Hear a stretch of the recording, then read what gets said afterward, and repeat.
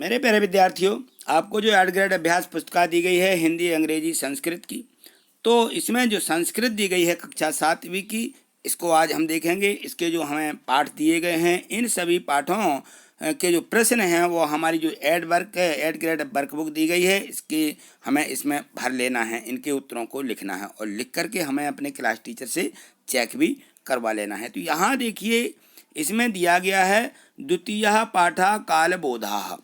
तो ये जो दूसरा पाठ दिया गया है कालचक्र के बारे में, तो इस प्रकार से हम इसमें पढ़ते हैं। एक पदेन उत्तरम लिखत, हमें जो है मात्र एक शब्द में इसका उत्तर देना है। तो यहाँ देखिए, जो द्वितीय पाठ है, इसके पहले वाले पाठ मैंने इसी यूट्यूब चैनल पर अपलोड कर दिए हैं।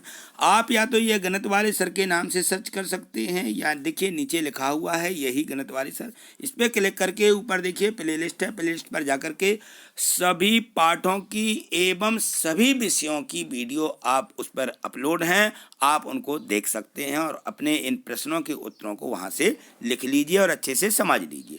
तो यहाँ देखिए, इसमें है प्रश्न जो फर्स्ट दिया गया है, इसमें है कि का गोलाकारा विद्यते, गोलाकार क्या होती है? पृथ्वी। तो इसका लिख देना हमें पृथ्वी। ठीक, अगला प्रश्न देखें। यहाँ देखें जो प्रश्न 2 दिया गया है, सूर्य कस्याम दिशि अस्तम गच्छति। तो सूर्य किस दिशा में अस्त होता है, डूबता है? तो यह दिशा हो जाती है पश्चिम दिशि। इसका इंग्लिश संस्कृत में ही लिखना है पश्चिम दिशि। ठीक, अगला प्रश्न देखें। प्रश्न 3 पढ़िए। लिखा है कि वर्षे कति ऋतवः भवति, वर्ष में कितनी ऋतुएं होती हैं? तो हमें यहाँ लिख देना है कि षष्ठे ऋतवः, 6 ऋतुएं। ठीक, अगला प्रश्न देखें। प्रश्न 4 इसमें है पूर्णिमा कस्मिन् पक्षे भवति, पूर्णिमा किस पक्ष में होती है? तो पूर्णिमा शुक्ल पक्ष, शुक्ल लिख देना। ठीक, अगला क्वेश्चन देखिए।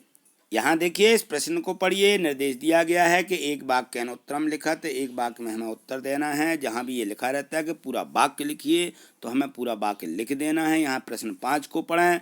श्रावण भाद्रपदयो कः ऋतुः भवति।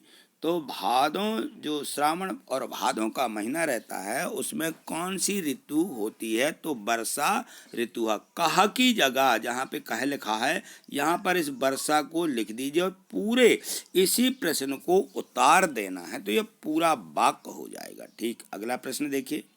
यहाँ देखें, प्रश्न 6वें को पढ़िए। दिनस्य रात्र्यः च ज्ञानम कथम भवति। तो यहाँ इसका उत्तर होगा सूर्यस्य उदारम दिनस्य अस्तातरम च रात्रे ज्ञान भवति। अगला प्रश्न देखें।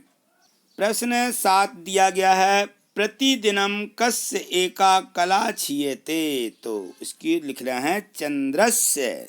इसको जहाँ एका कला लिखा हुआ है, कस्य की जगह पर इसको जो है चंद्रस्य लिख दीजिए। प्रतिदिनम चंद्रस्य एका कला क्षीयते, इसकी जगह पर हमें इसको लिखना और ज्यों का त्यों पूरा ये उतार देना है। ठीक, इसकी जगह पर चंद्रस्य लिख देना है। अगला प्रश्न देखें। यहाँ देखिए, प्रश्न 8 जो दिया गया है, प्रतिपक्षे कति तिथियः भवति। तो यहाँ जहाँ पे कति लिखा हुआ है, कौन सी तिथि होती है? तो यहाँ लिखना पंचदशा, प्रतिपक्षे पंचदशा तिथियः भवति। पूरा ज्यों का त्यों इसी को लिख देना है। अगला प्रश्न देखिए। यहाँ देखें, निर्देश दिया है कि दीर्घ उत्तरम लिखत। हमें यहाँ पे थोड़े से बड़े प्रश्नों जो दिए गए उसके उत्तर लिखना है। 12 मासानां नामानि लिखत। 12 यानी 12 महीनों के नाम, मासानी नामानी लिखत, 12 महीनों के नाम लिखिए। तो देखिए, ये जो महीना दिए गए हैं, चैत्रः, वैशाखः, ज्येष्ठः, आषाढ़ः, श्रावणः, भाद्रपदः, अश्विनी, कार्तिकः, मार्गशीर्षः, पौषः, माघः, फाल्गुन, ये 12 महीनों के हमारे हिंदी 12 महीनों के ये नाम हैं, जो कि हमें यहाँ लिख देना है। ठीक, अगला प्रश्न देखिए। यहाँ प्रश्न 10 को पढ़िए। लिखा है एकादशता विंशति पर्यंतम संस्कृते संख्याम लिखत। तो यहाँ पर हमें 20 के पहले वाली 11 से लेके संख्या लिखनी है संस्कृत में। तो देखिए यहाँ से लिखेंगे हम एकादशी, द्वादश, त्रयोदश, चतुर्दश, पंचदश, षोडश और सप्तदश, अष्टादश, नवदश और विंशति यानी 20। इस प्रकार से हमें ये पूरी संख्याएं लिख देना है। अगला प्रश्न देखिए इसी का। यहाँ देखें, यहाँ है कि क्रमानुसारम ऋतु नामानि लिखत। क्रम अनुसार ऋतुओं के नाम लिखिए। तो 6 ऋतुएं होती हैं। ग्रीष्म ऋतु, वर्षा ऋतु, शरद ऋतु, बसंत ऋतु, शिशिर ऋतु और हेमंत ऋतु। ये संस्कृत में ही लगा करके लिख देना है। तो इस प्रकार से जो इसमें प्रश्न दिए गए थे 1 से 10 तक के जो सभी प्रश्न थे, सभी प्रश्नों को हमने यहाँ पे अच्छे से समझ लिया है। अब हमें इनको हमारी जो वर्क शीट दी गई है उसमें इनको लिखना है और लिख करके क्लास टीचर से हमें चेक भी करवा लेना है और चेक करवा करके फिर इसको हमें याद करना है, जिससे कि हमें जो परीक्षा होगी हमारी, इस परीक्षा में ये प्रश्न पूछे जाएंगे और इन्हीं प्रश्नों के हमें जो है उत्तर वार्षिक परीक्षा में देना होंगे। तो ठीक है, इस प्रकार से आज इतना ही। देखते हैं अगली वीडियो के माध्यम से अगले जो इसके पाठ दिए गए हैं सभी पाठों को देखेंगे। और यदि आपने चैनल को सब्सक्राइब नहीं किया तो चैनल को सब्सक्राइब करके रखिए, जिसलिए अगले जो पाठ है और अन्य विषय हैं उनकी वीडियो आपको मिल सकेगी। थैंक यू, धन्यवाद।